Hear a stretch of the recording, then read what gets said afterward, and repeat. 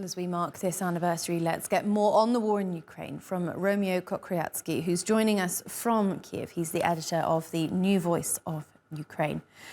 Romeo, can you tell us, what is the mood like in Ukraine today? What are people thinking and saying on this anniversary? It's just like last year's. The anniversary is the time to reflect on when Ukrainians, our conception of the world changed.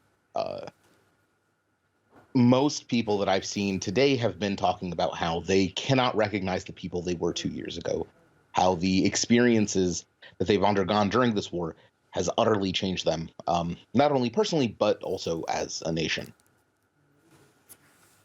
It sounds, and it must be indeed hugely traumatic, particularly for those people who are in Ukraine, who are witnessing what's going on, who are living with the scare of bombing. And as I mentioned the military there, a lot of talk about this lack of ammunition. What's the sense for how long the Ukrainian military can hold out without that all-important US aid? Ukraine will resist regardless of whether we get U.S. aid or not. Despite the kind of vaunted concept of shell hunger, what we've actually seen territorial gains by Russia has been pretty much minimal, and that's been true for the past 2 years.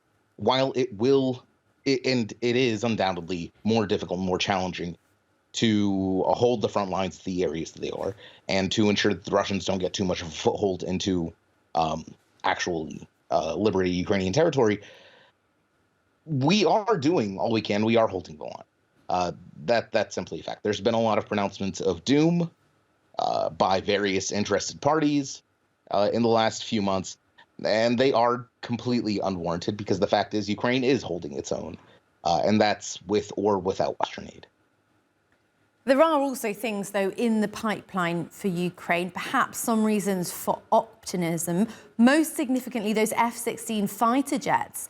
When can Ukraine expect its pilot training to finish and those jets to be airborne? Do we know more about that yet?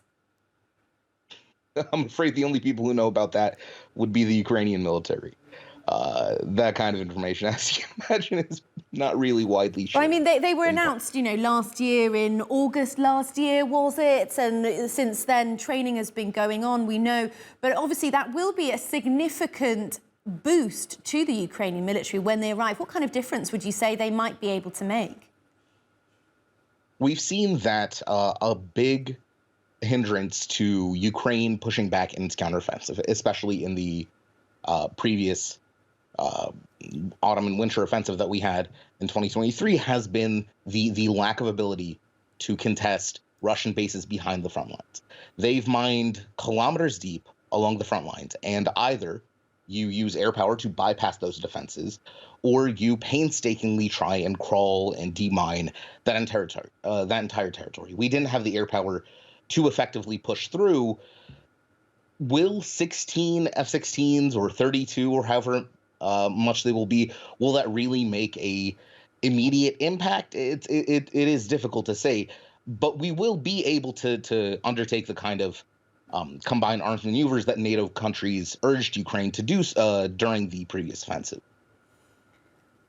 That said, then, do you expect there to be much movement on the front line? No lack of, obviously, determination and will on the Ukrainian side. And yet, this situation of stalemate has been persisting. Do you think there will be much movement as we move into the third year of the conflict?